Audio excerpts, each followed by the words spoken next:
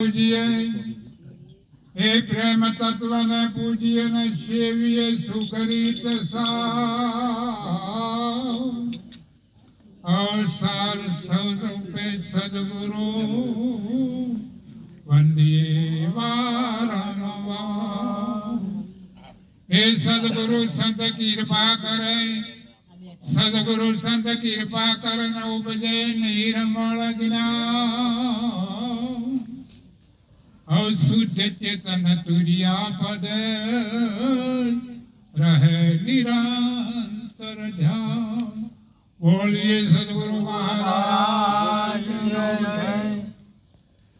આજે આ પવિત્ર ભૂમિ ચોંદડિયા મુકામે જે ડાયરામ બાપુ દર મહિનાની પહેલી તારીખ એમાં ત્રીજા મહિનાની પહેલી તારીખ તો ભવ્ય મેળાવડો જાહેર આમંત્રણ બાપુ આપણા ગુજરાતની અંદર કે રાજસ્થાનમાં કે કાઠિયાવાડ કે મહારાષ્ટ્રમાં કોઈને જાહેર આમંત્રણ નતું આલેલું બાપુ એવા ડાયરામ મહારાજ જાહેર આમંત્રણ આપતા અને કહેતા કે તમે આવો તો તમારી અંદાજે 4-5 મહાપુરુષો જેટલા આવે એટલા લેતા આવજો.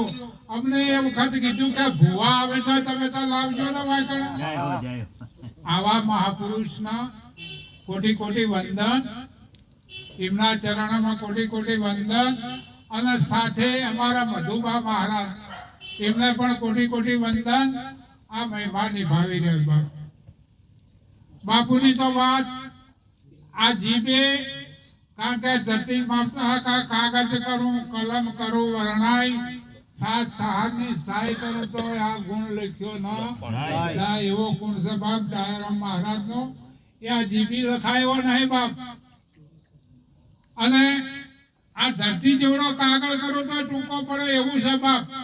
અને કોરા કાગળે લખી દીધું કોરા કાગળ વંચાઈ દીધા અમારા રત્નારામ મહારાજ જેવા. કારણ કે લખેલા તો હું હતા બાપ પણ કોરા કાગળ વંચાયા ડાયરામ બાપુ એ બાપ. એટલે ધન્યવાદ છે કોટી કોટી પરિવારને અને સોમદાસ મહારાજને કોટી વંદન, એમના ગુરુ મહારાજને પણ કોટી વંદન. આજે આ વ્યાસપીઠને દીપાવનાર આ ભૂમિએ કિશનપુરી મહારાજના દ્વારે જે કિશનપુરી મહારાજ દરેકને આમંત્રણ આરી અરજ પર લાવો લેવરાયો લીધો એ માટે એમને પણ વંદન. આ મહેમાને દીપાવનાર સંત શ્રી મધુબા બાજુમાં પેલી કોર અમારા નટુરામ મહારાજ વર્ષુ રાણી બેનું કર્મભૂમિ બનાવી. આ મારી બાજુમાં પેલારામ મહારાજ કારણ કે અમારા રત્નારામ મહારાજ અને રમણરામ મહારાજ બીજા મહાપુરુષો તમામે તમામ પધારેલા ભાઈઓ બહેનો સંત માતા સરોને મારા જય ગુરુ. સંત મહાપુરુષે વાણીમાં ગદમાં પદમાં જે રજૂઆત કરી શબ્દે શબ્દે આત્મજ્ઞાન છે. જો બાપ આપણા લક્ષ્યમાં આવે તો જો આપણા લક્ષ્યમાં આવે તો જે શબ્દ ને એકલે આત્મજ્ઞાન જ છે બાપ. પણ આપણો લક્ષ્ય શબ્દ ઉપર હોવું જોઈએ બાપ. આ કોને અભલું ના કરે ને એકલે જો તો ઠેરે નહીં. પણ એ શબ્દ હૃદયમાં ઉતારો બાપ. તમારા હૃદયમાં સ્થિર કરો. મહાપુરુષો જે શબ્દ અમૂલ્ય શબ્દ છે એમનો આપણા આગળ વાણીની રજૂઆતો છે. એક વાણી પર તમે લક્ષ્ય લઈ દો તો બાપ આત્મા તત્વનું જ છે, બીજું કોઈ બાપ છે નહીં.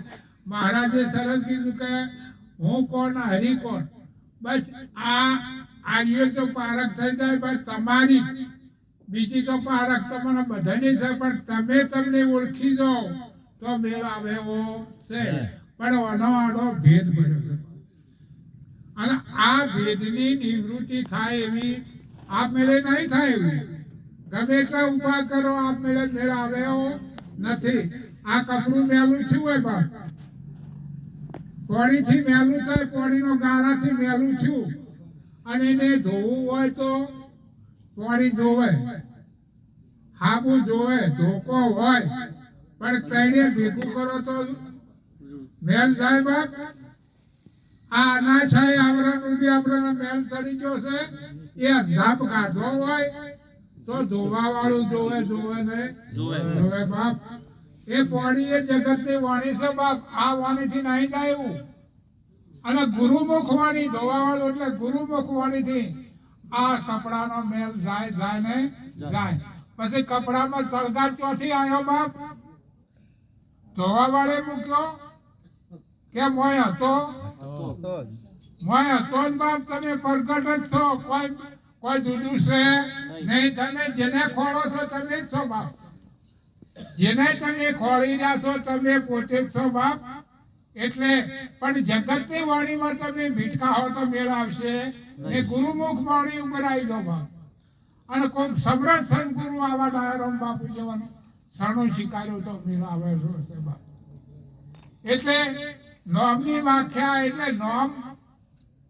મહાપુરુષે કીધું નામમાં કૂટાય નોમમાં કૂટાય નામી જો નામ દોડે તો અનામ ઓળખાય નામમાં કૂટાય નામી જો નામ દોડે તો અનામ ઓળખાય ભાઈ આ નામ શું વસ્તુ છે એ ઓળખવાની છે બાપ સદગુરુ મહારાજ એ નોમની ભૂમિકા તમને લઈ જઈ આ વિશ્વમાં નોમ એક જ છે બાપ નરસિંહ મહેતાએ કીધું અટકીને બ્રહ્માંડમાં તું સરી હરી જુજવા રૂપે અનંત ભાષે દેહમાં દેવ તું તત્વ તેજ તું શૂન્યમાં થયો શબ્દ છે વાસી પવન તું પાણી તું ભૂમિ તું ભૂદરા વૃક્ષ થઈ ફૂલી રહ્યો આકાશે વિવિધ રચના કરી અનેક રસ લેવાને કાજે શિવ થકી જીવ થયો એ આસી બાપ તમે શિવ જ છો બાપ તમારામાં શિવમાં કોઈ ફેર છે નહીં પણ જીવ દશા આવી ગઈ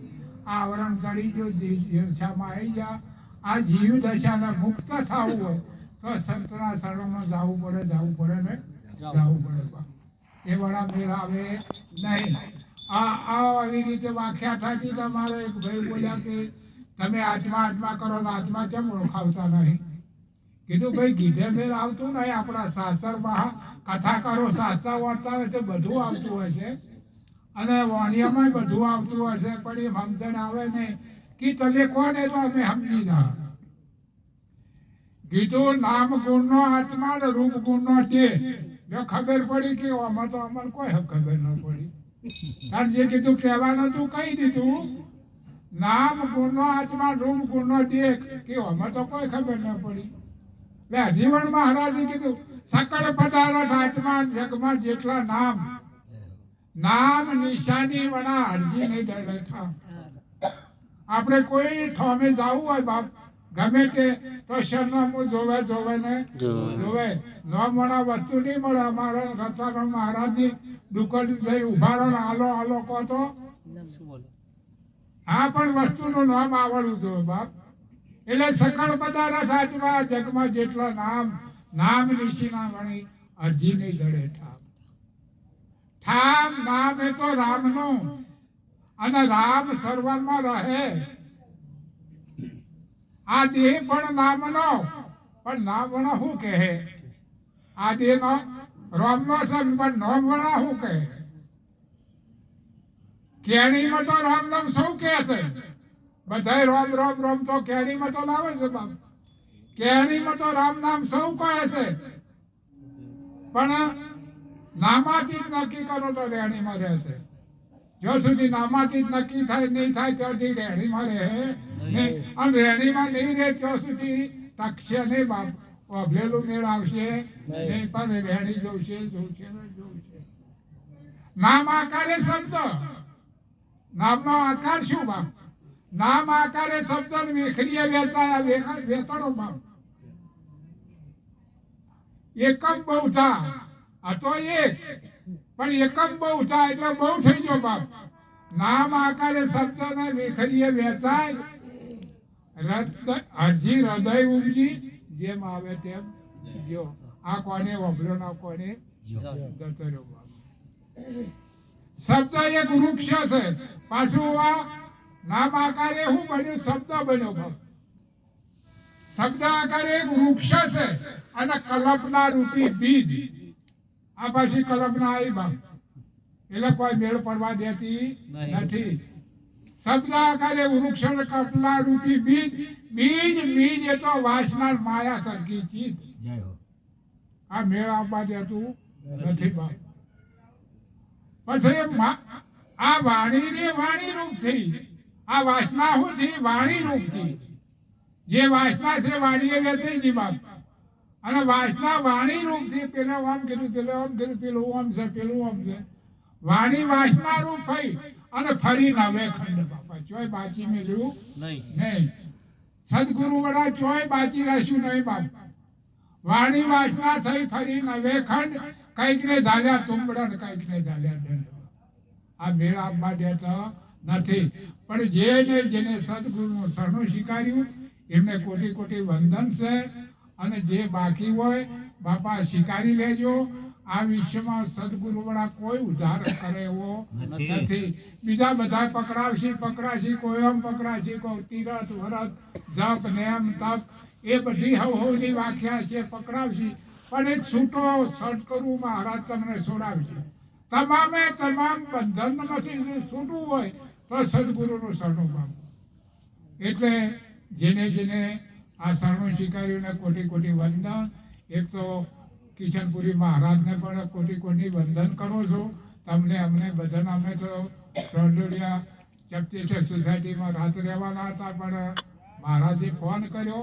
અહીંયા તો અમે ઘણી વખત બાપા આવી ગયેલા છે. રત્નારામ મહારાજના અમારા બાબુભાઈ બધા આમ તો ખૂબ આનંદ કરાયેલો છે. નટુરામ મહારાજ આ બધા અને મધુબાની એમને તો વાતે શું કરું બાપ. એટલે આજે આ કિશનપુરી મહારાજે તમને અમને બધાને દર્શનનો લાહો લીધો લેવડાયો. એ માટે એમના ચરણમાં કોટી કોટી વંદન કરી, તમામ સંતોના ચરણોમાં વંદન કરી મારી વાણીને વિરામ આપો. બોલીએ સદગુરુ મહારાજ.